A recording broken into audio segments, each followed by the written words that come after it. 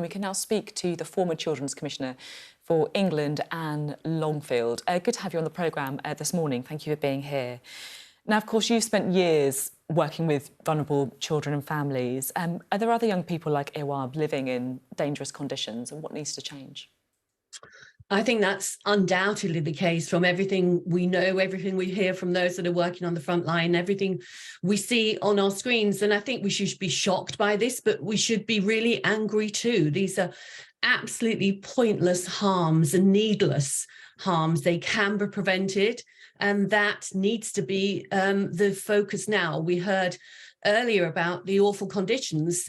I've seen some of those. I have spoken to those families who live there. You know, we are talking about cramped conditions, but cold, mold, rat infestations, places which, as the coroner said in Awaab's case, really are not fit for human habitations. So we can see that the Secretary of State is taking this forward. My message to him would be to make this a mission. You know, it's in plain view, it's in front of us. It's one of those things that compounds so many social problems around children growing up in poverty, but it needs that determination and leadership. The one thing that's, really sort of troubled me about this case is his parents saying, we cannot tell you how many health professionals we've cried in front of and housing staff we've pleaded to. And, Quajo as well, saying that, he's spoken to people who have been complaining about things for 27 years, about his own family, talking about the living standards that they were in before his father died. Mm. Why is it that some families are listened to and, frankly, others just are not? Well, it's a very, very common message from families that they ring, they complain, they get ignored. They have to wait months and years. Nothing happens. If it happens, it's not fixed properly. There does seem to be a mix. Certainly, there's also the element of prejudice, which is rearing its ugly head in this too. But expectations just aren't high enough. We should demand more. Yes, of course, cash is stretched, but that is absolutely no excuse.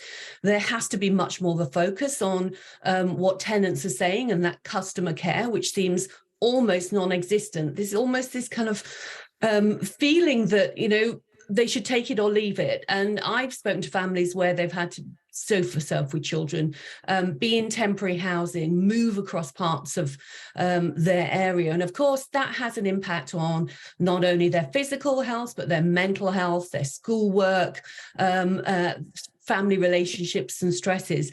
And it's part of the misery that we have of children growing up in poverty. And I think we have to use this not only as a defining moment for social housing, but also a defining moment for what we want as a country around children growing up and growing up well. And at the moment, we've got 4 million children living in poverty, not thankfully all in the dreadful conditions that we can see with Awaab's situation, but still being held back in every part of their life. And it's a waste. We're not investing in solutions.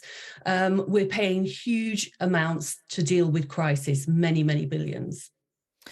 Now, you have worked a lot, obviously, on young people. You've recently published a report, the Commission on Young Lives. You can understand, can't you, why young people feel hard done by today, frankly. They can't get down the housing ladder, they pay more for their university education than their parents ever did, the debt burden is ever rising. I think it's the second highest departmental expenditure budget under the NHS, our debt interest payments. Are young people right to feel that actually things are a bit unfair? Well, I think young people it is fair that they look at the world around them and they think that they can see that they've not been at the forefront of decisions that obviously struck home to many young people and children when, during the pandemic, schools stayed closed while pubs, theme parks and shops opened. So they haven't been at the forefront of decision making. And for those, I think all children feel it. They also feel that there's so much uncertainty about their future that they simply wouldn't have felt 10, 20 years ago. But for those kids that are growing up in very difficult circumstances, I think that there's so many additional pressures. They feel marginalised. They can't see a future. They don't have that hope about getting onto the job ladder.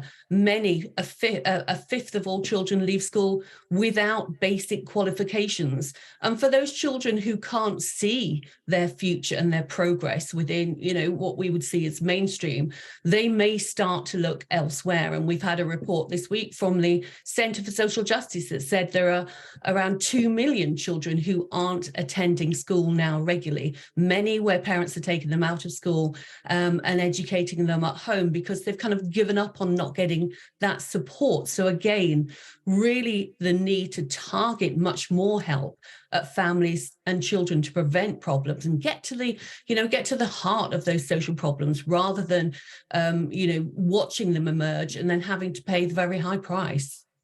We, of course, spoke a lot during the pandemic when you were Children's Commissioner, and we know how lockdown impacted young people and children, whether it was the closure of schools, whether it was people being ordered to stay in their homes, where sadly some people are not in the best conditions or are not safe. Are we still picking up the pieces from that lockdown, and is enough being done? We are, and I think we're only just starting to see what that means. Of course, MPs see this because they see it in their constituency bags and in their offices all the time. And more are saying to me, look, I think we're only just seeing the mental health impact of the pandemic. But it does go much further than that.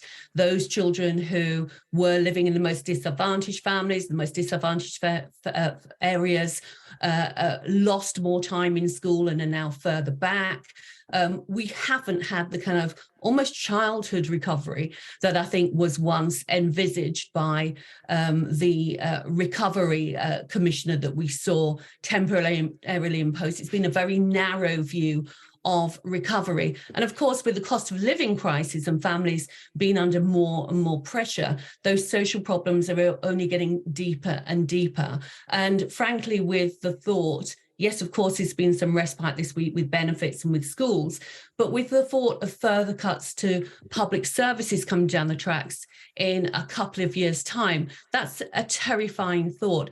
And again, much more of an emphasis needs to be put on investing to turn those problems around, getting poverty down, helping release these children to have the kind of futures we all want. Because if we want growth, we do need to get these children being able to get to the position where they're able to have bright futures and make the most of the chances that hopefully will come their way.